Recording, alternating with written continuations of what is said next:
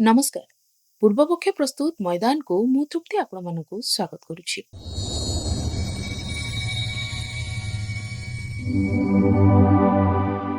ଭାରତୀୟ କ୍ରିକେଟରେ ସବୁବେଳେ ନୂଆ ନୂଆ ପ୍ରତିଭା ଆସିଥାନ୍ତି। କିଛି ଖେଳାଳି ନିଜର ଦମଦାର ପ୍ରଦର୍ଶନ ବଳରେ ଖୁବ୍ କମ୍ ବୟସରୁ ଚର୍ଚ୍ଚାର ଶୀର୍ଷକୁ ଆସିଥାନ୍ତି। ଆଉ ଆଜି ସେହିଭଳି ଜଣେ ଆଶ୍ଚର୍ଯ୍ୟଜନକ ଯୁବ ପ୍ରତିଭା ହେଉଛନ୍ତି ବିହାରର 15 ବର୍ଷୀୟ କ୍ରିକେଟର ବୈଭବ ସୂର୍ଯ୍ୟବଂଶୀ। ଖୁବ୍ କମ୍ ବୟସରେ ନିଜର ବିସ୍ଫୋରକ ବ୍ୟାଟିଂ ଏବଂ ପରିପକ୍ୱତା ଦ୍ୱାରା କ୍ରିକେଟ ଜଗତରେ ଆଲୋଡ଼ନ ସୃଷ୍ଟି କରିଥିବା ବୈଭବକୁ ନେଇ ଏବେ ଏକ ବଡ଼ ବକ୍ତବ୍ୟ ସାମ୍ନାକୁ ଆସିଛି। ଭାରତୀୟ ଟେଷ୍ଟ ଦଳର ସିନିୟର ବ୍ୟାଟର ତଥା ଅଭିଜ୍ଞ କ୍ରିକେଟର ଆଜିଙ୍କ୍ୟ ରାହାଣେ ବୈଭବ ସୂର୍ଯ୍ୟବଂଶୀଙ୍କ କ୍ୟାରିୟର, ସାମର୍ଥ୍ୟ ଏବଂ ତାଙ୍କର ଭବିଷ୍ୟତ ଆନ୍ତର୍ଜାତୀୟ ଯାତ୍ରାକୁ ନେଇ କିଛି ଗୁରୁତ୍ୱପୂର୍ଣ୍ଣ କଥା କହିଛନ୍ତି। ରାହାଣେଙ୍କ ଭଳି ଜଣେ ଅଭିଜ୍ଞ ଏବଂ ସଂଯମ ଖେଳାଳି ଯେତେବେଳେ ଜଣେ ଯୁବ କ୍ରିକେଟରଙ୍କ ବିଷୟରେ ବାହାରି ଆସି ପ୍ରଶଂସା କରନ୍ତି, ସେତେବେଳେ ସମଗ୍ର କ୍ରିକେଟ ପ୍ରେମୀଙ୍କ ଧ୍ୟାନ ସେହି ଆଡ଼କୁ ଆକର୍ଷିତ ହେବା ସ୍ୱାଭାବିକ। ତେବେ ରାହାଣେ ବୈଭବଙ୍କ ସମ୍ପର୍କରେ କ'ଣ କହିଛନ୍ତି? ବୈଭବଙ୍କ ପାଖରେ ଏମିତି କ'ଣ ଖାସ୍ ପ୍ରତିଭା ରହିଛି ଯାହା ସମସ୍ତଙ୍କୁ ଆଶ୍ଚର୍ଯ୍ୟଚକିତ କରୁଛି ଏବଂ ସବୁଠାରୁ ବଡ଼ କଥା, ତାଙ୍କୁ ଆନ୍ତର୍ଜାତୀୟ ସ୍ତରରେ ସଫଳ ହେବାକୁ ହେଲେ କେଉଁ କେଉଁ ଦିଗ ପ୍ରତି ଧ୍ୟାନ ଦେବାକୁ ପଡ଼ିବ? ଆସନ୍ତୁ ଆଜିର ଏହି ସ୍ପେଶାଲ ରିପୋର୍ଟରେ ଏହାର ସମ୍ପୂର୍ଣ୍ଣ ପୋଷ୍ଟମର୍ଟମ କରିବା। ଏହା ପୂର୍ବରୁ ଆପଣଙ୍କୁ ଗୋଟିଏ କଥା, ଆପଣମାନଙ୍କ ମଧ୍ୟରୁ ଅନେକ ଭିଡିଓ ଦେଖୁଛନ୍ତି କିନ୍ତୁ ସବସ୍କ୍ରାଇବ କରୁନାହାନ୍ତି। ଅନୁରୋଧ କରୁଛି ସବସ୍କ୍ରାଇବ କରି ଆମ ପୁରା ଟିମ୍କୁ ଉତ୍ସାହିତ କରନ୍ତୁ। ଫେସବୁକରେ ମଧ୍ୟ ଆମ ସହ ଯୋଡ଼ି ହୁଅନ୍ତୁ। ପ୍ରଥମେ ଆସନ୍ତୁ ଜାଣିବା ବୈଭବ ସୂର୍ଯ୍ୟବଂଶୀ କିଏ ଏବଂ କାହିଁକି ତାଙ୍କୁ ନେଇ ସାରା ଦେଶରେ ଏତେ ମାତ୍ରାରେ ଆଲୋଚନା ଚାଲିଛି। ମାତ୍ର 13 ବର୍ଷ ବୟସର ଜଣେ ଖେଳାଳି ସାଧାରଣତଃ ନିଜର ସ୍କୁଲ କ୍ରିକେଟ କିମ୍ବା ଆଞ୍ଚଳିକ କ୍ଲବ ସ୍ତରରେ ଖେଳୁଥିବାର ଦେଖାଯାଏ। କିନ୍ତୁ ବୈଭବ ହେଉଛନ୍ତି ସେହି ବିରଳ ପ୍ରତିଭାମାନଙ୍କ ମଧ୍ୟରୁ ଜଣେ ଯିଏ ଏହି କମ୍ ବୟସରେ ରଞ୍ଜି ଟ୍ରଫି ଭଳି ଫର୍ଷ୍ଟ କ୍ଲାସ କ୍ରିକେଟରେ ମଧ୍ୟ ପାଦ ଦେଇ ସାରିଛନ୍ତି। ବିହାର ପକ୍ଷରୁ ପ୍ରଥମ ଶ୍ରେଣୀ କ୍ରିକେଟରେ ଡେବ୍ୟୁ କରିବା ସହ ଭାରତୀୟ ଅଣ୍ଡର-19 ଦଳରେ ମଧ୍ୟ ସେ ନିଜର ଶକ୍ତି ଦେଖାଇ ସାରିଛନ୍ତି। ଅଷ୍ଟ୍ରେଲିଆ ଅଣ୍ଡର-19 ଦଳ ବିପକ୍ଷରେ 4 ଦିନିଆ ମ୍ୟାଚରେ ସେ ବାନ୍ଧିଥିବା ଶତକ କ୍ରିକେଟ ପଣ୍ଡିତମାନଙ୍କୁ ସ୍ତବ୍ଧ କରିଦେଇଥିଲା।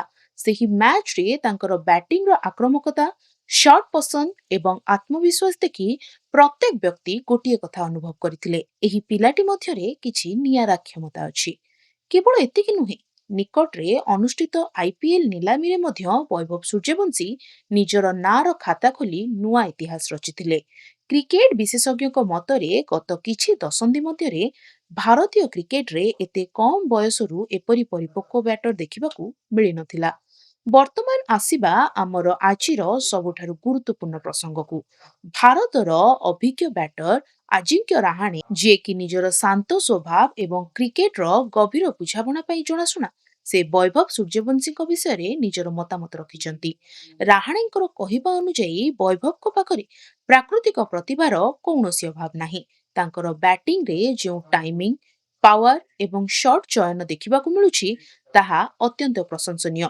ମାତ୍ର 13-14 ବର୍ଷ ବୟସରେ ବୋଲରମାନଙ୍କୁ ସାମ୍ନା କରିବାର ଯେଉଁ ନିର୍ଭୀକତା ସେ ଦେଖାଉଛନ୍ତି, ତାହା ଜଣେ ମହାନ କ୍ରିକେଟରଙ୍କର ପ୍ରାରମ୍ଭିକ ଲକ୍ଷଣ।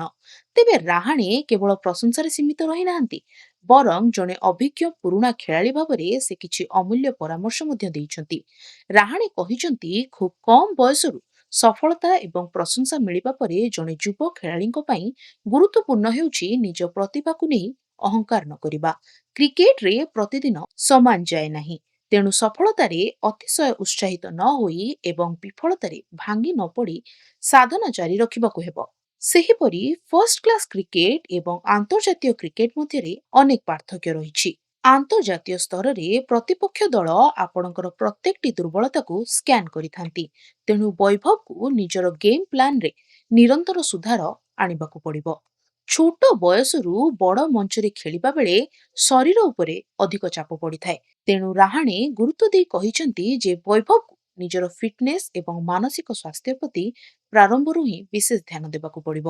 ଆଜିକାଲିର ଡିଜିଟାଲ ଯୁଗରେ ସୋସିଆଲ ମିଡିଆ ଏବଂ ଗଣମାଧ୍ୟମର ନଜର ସବୁବେଳେ ଯୁବ ତାରକାମାନଙ୍କ ଉପରେ ରହିଥାଏ।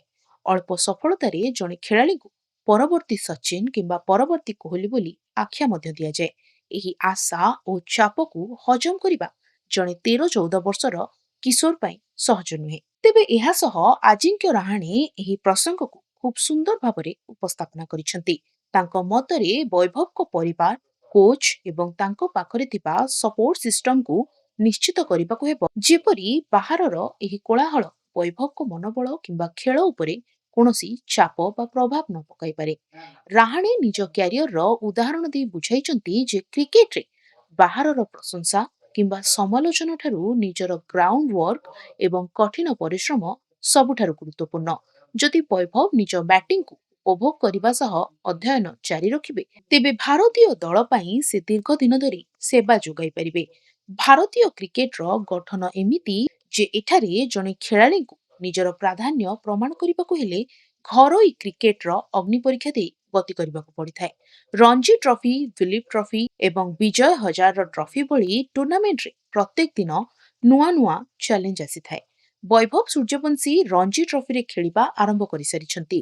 ବର୍ତ୍ତମାନ ପ୍ରକାରର ପିଚ୍ ଯେପରିକି ସ୍ପିନ୍ ଫ୍ରେଣ୍ଡଲି, ଗ୍ରୀନ୍ ଟପ୍ କିମ୍ବା ବାଉନ୍ସିଂ ଟ୍ରାକ୍ରେ ନିଜକୁ ଖାପ ଖୁଆଇବା ଜଣେ କ୍ରିକେଟରଙ୍କର ମୂଳଦୁଆ ଦୃଢ଼ କରିଥାଏ।